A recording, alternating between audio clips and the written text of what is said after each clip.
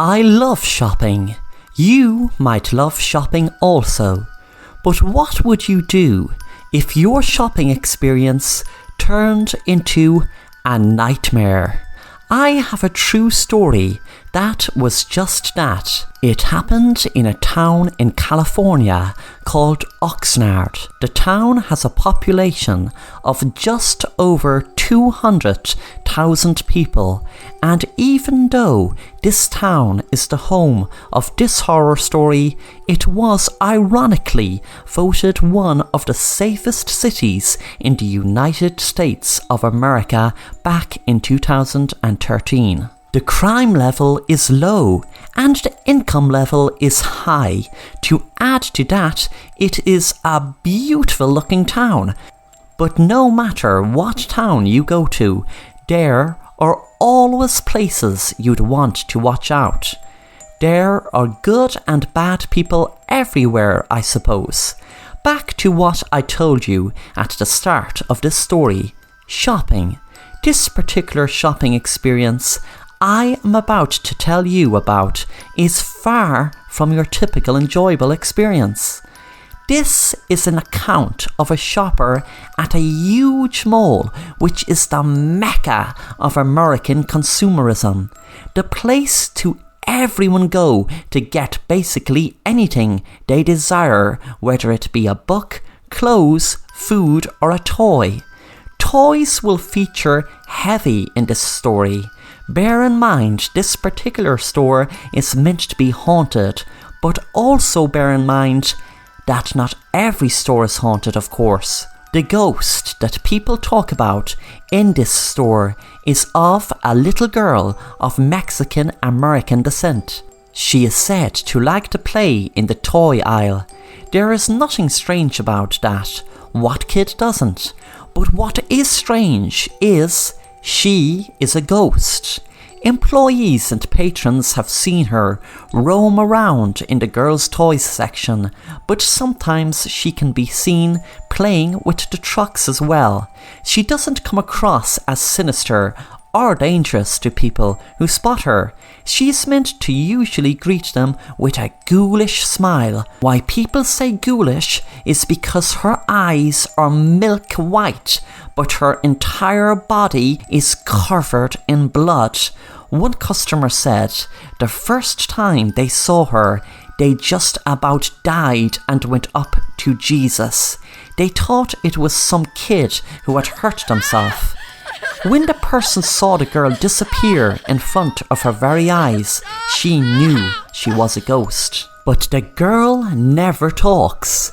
Some people believe that the girl was murdered years and years ago in the field where the huge mall now stands. That is a rumour which was made in the circle of people that came across the girl. Whether it is true or not, they don't know. The people who see the girl are often greeted by her smile. One person who has seen the girl said it stands to reason that if she has been haunting that area for all these years, forever trapped in the spirit and mentality of a little girl, she would find the sudden appearance of a bunch of toys around her to be a golden opportunity. As horrific as this story is, no one has exactly any cause to fear the ghost. The main reason for people being so disturbed is the sheer volume of blood on her is enough to freak people out. A former employee has said, "We just let her be mostly. She doesn't hurt anyone, at least so far, and there's really not much we could do about her if we wanted to." It's sad, you know, that little girl playing all alone in there in the toys with no friends or family to be with her. So yeah, we just let her be, and we hope that she never decides that she doesn't like us anymore.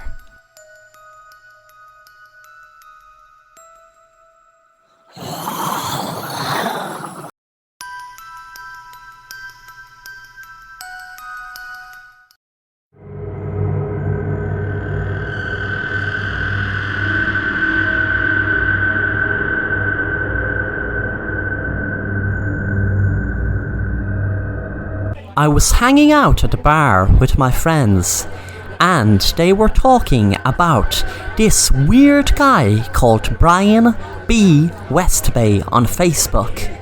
The bar was very loud, so I couldn't really follow what they were saying, but it sounded very interesting to me, so I researched it when I went home. It was very strange and lured me in to find out more and more about him. I read in a forum that he wasn't really a person, not human, and was some sort of supernatural entity. There were multiple rumours, but there were two main stories that caught my eye. One was that Bryan's account was set up by the government to add as many people on Facebook as they can and spy on them. But there was a glitch in the system, and it gathered no information and brought back no results the government were hoping to get. The second main story is the one that really grabbed my attention, and to me sounded more plausible. It was that Bryan B. Westbay was a regular everyday guy who was obsessed with social media. He was constantly posting updates from when he woke up and got out of bed in the morning to when he went to sleep at night.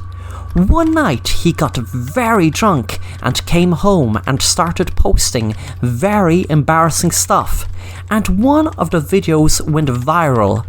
Bryan was so embarrassed he committed suicide. I was looking at his profile and it was mainly empty. There were no updates, no profile picture, etc. But I added him just out of curiosity. A few minutes later, he accepted my request. I was startled when I got a message in my inbox which said, "I am happy to be your friend." I answered back, "Hi Bryan, thanks for accepting." I got a reply, "We are friends." And every single message I sent for the next few minutes, I got the same reply, "We are friends." I lost my cool not getting no proper reply, so I typed in capital letters and sent, "Can we speak?"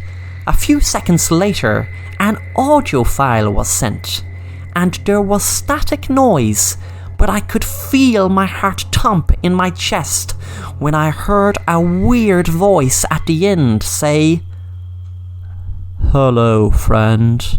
It frightened me so much I messaged back, "We are not friends." I got back different sad emojis. Suddenly, his profile picture changed to a creepy face. I looked at it and suddenly felt myself drawn to look at it more closely. That night, when I turned off my lights, I saw his face. I felt dread at the vision of the face just inches from me. I froze with fear. As days went by, I kept seeing him, more and more. When I wake up during the night, his creepy face is inches from me, looking right at me. Bryan Westbay wants to be friends with me and so many more people, I bet. But remember, if you come across his Facebook profile, before you add him, just know that he is a friend you can't get rid of.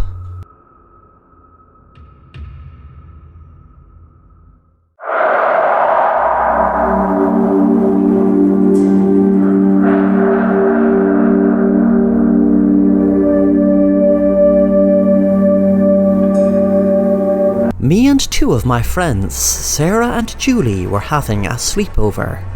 My parents were out until around midnight. We were kind of bored, so I decided to us play a simple game called Bloody Mary. It was a local urban legend where if you looked into the mirror and say Bloody Mary 12 times, she will appear. That was about it really. I didn't really believe any of it would happen, but I wish we never ever played that game. Let me tell you why. We had decided to play it, and we were all standing in front of a mirror in the bathroom. We all said Bloody Mary 12 times. Bloody Mary, Bloody Mary, Bloody Mary, Bloody Mary, Bloody Mary, Bloody Mary, Bloody Mary, Bloody Mary, Bloody Mary, Bloody Mary, Bloody Mary, Bloody Mary. We felt kinda creeped out, except nothing happened. But then we all jumped when the door behind us opened, and all I can remember was screams.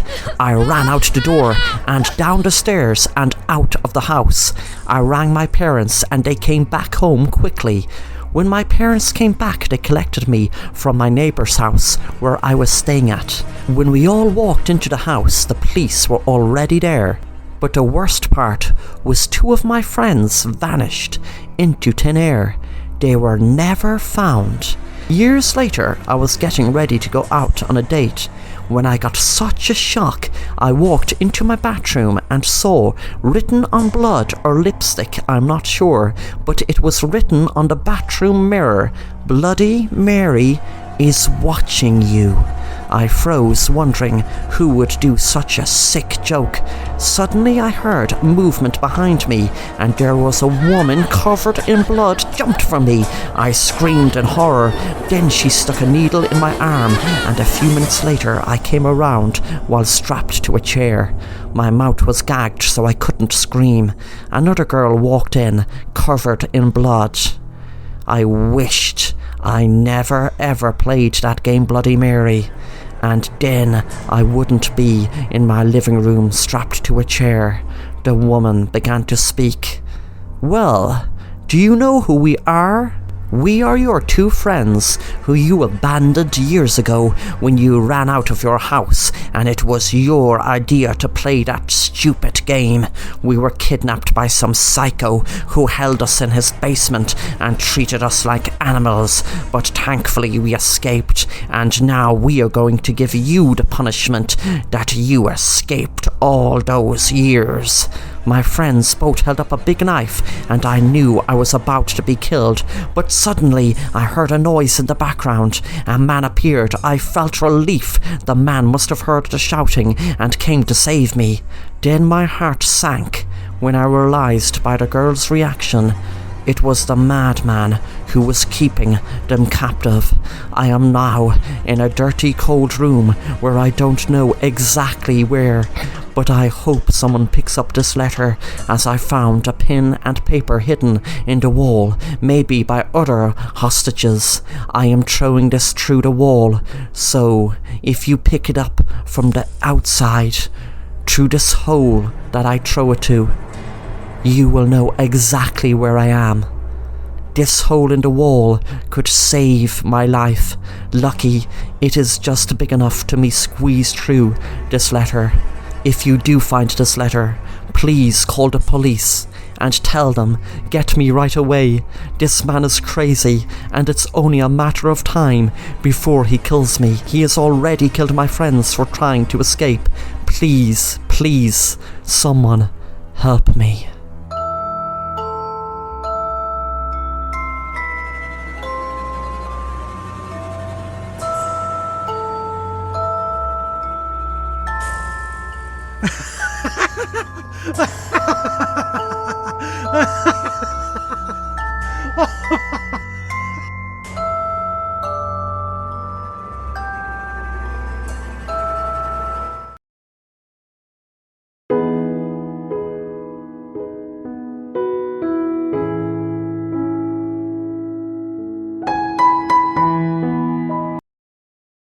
It was a beautiful summer's day, and me and my friend decided to visit a local castle called Ballet Castle.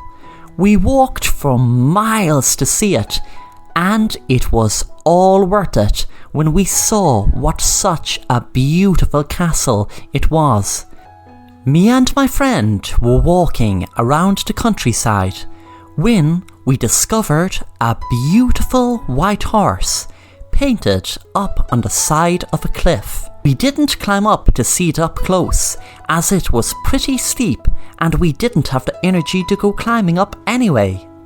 We got a start when someone suddenly came out of the bushes. It was a man holding a bucket of white paint. I told him it was a beautiful idea. Oh yes, it looks beautiful maybe, but there's a sad story behind it. I asked him, what was it? And he began to tell us the story about the white horse. Years and years ago, there was a beautiful farmer's daughter who fell deeply in love with a local farmer's son. They used to love being in each other's company and wander through the hills holding each other's hand. The girl used to ride a white horse that used to shine bright against the sun on a lovely summer's day. The boy and girl knew that what they had together was true love, so she told her father they wanted to get married. Her father lost his temper instantly and shouted in a rage. No way was she going to marry that boy, and she would marry a man of his choice. There was a huge argument between herself and her father over it, so she ran out crying and jumped on her horse and went riding through the woods. The girl was screaming for her life as the white horse bolted over the edge of the cliff, with both daughter and horse falling to their deaths. The white horse was painted on the cliff to mark this fateful day. I told the man what a sad story. Suddenly, me and my friend heard a horse behind us galloping, and when we looked back to the man, he was gone.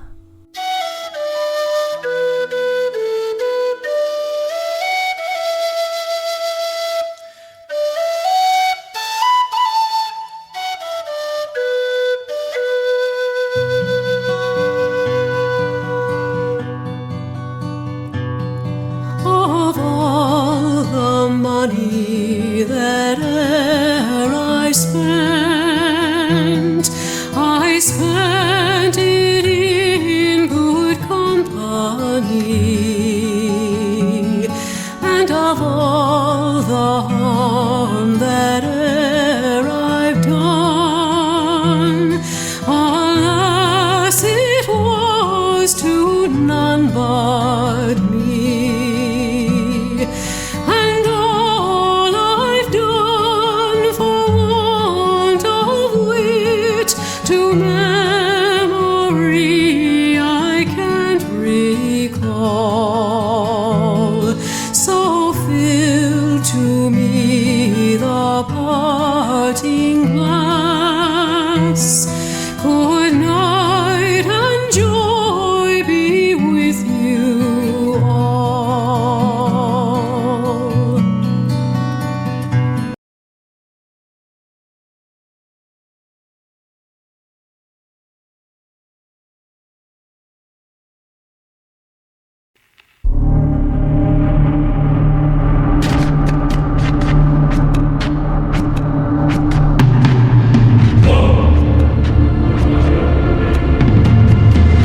My name is Lisa, and I remember growing up, my grandmother used to always tell me stories about the Banshee, which was a well-known Irish legend. The Banshee is known to keen outside a window if there is going to be a death in the family, whether it's near or far. I was arguing one night with my mother as she wouldn't allow me out to a party. I was furious as my older sister was allowed to go to the party. My mom's reason for not allowing me was because I failed an exam. How lame! I ran to my room and slammed the door and started sulking. My room was ground level, as there was no stairs in our house. I was lying on my bed checking through social media on my phone. sure that I'd be driven mad with my friends' updates of how amazing the party is. Suddenly, I heard something strange coming from my window. I heard a tapping sound, and I got a start when I heard what seemed like a woman keening, which I remember my grandmother telling me that is exactly what banshees do. I walked up slowly and cautiously to my window and jumped with fright as an old withered-looking woman stared right at me, shouting, "Help me, sweet girl, I am very cold and I was in a car accident." I didn't believe the woman, but I did have a tiny doubt she might be telling the truth.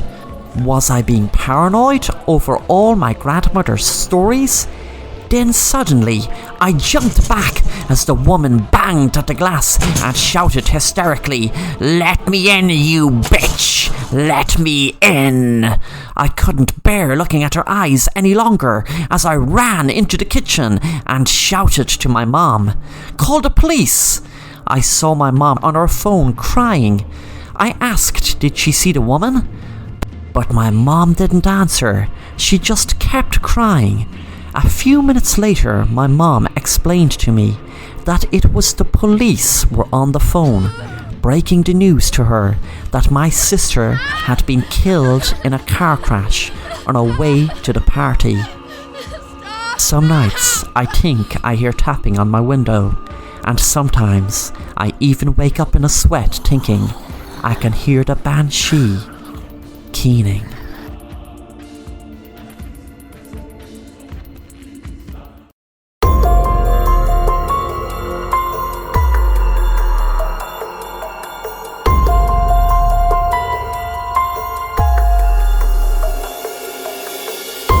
The story of Jackolantern started in old Irish myth. There was a man nicknamed Stingy Jack. Stingy Jack was a very nasty old man who loved to play his tricks on as many people as he could. He played tricks on his friends and family, and he even played tricks on the devil himself. One evening, Stingy Jack invited the devil to have a drink with him, but of course Stingy Jack didn't get his name for nothing. He was too stingy to pay for his drink, so what he did was convince the devil to turn into a coin so he could pay for the drink. But after Jack turned the devil into a coin, he didn't pay for the drink, but decided to keep it. After a while, Jack allowed the devil to return to his own form, but under one condition, that he wouldn't bother him for 1 year. 1 year later, Jack tricked the devil to climb a tree. Jack told the devil he wouldn't help him down unless he didn't bother him for 10 years. Also, as part of this deal, the devil agreed to not take Jack's soul when he died.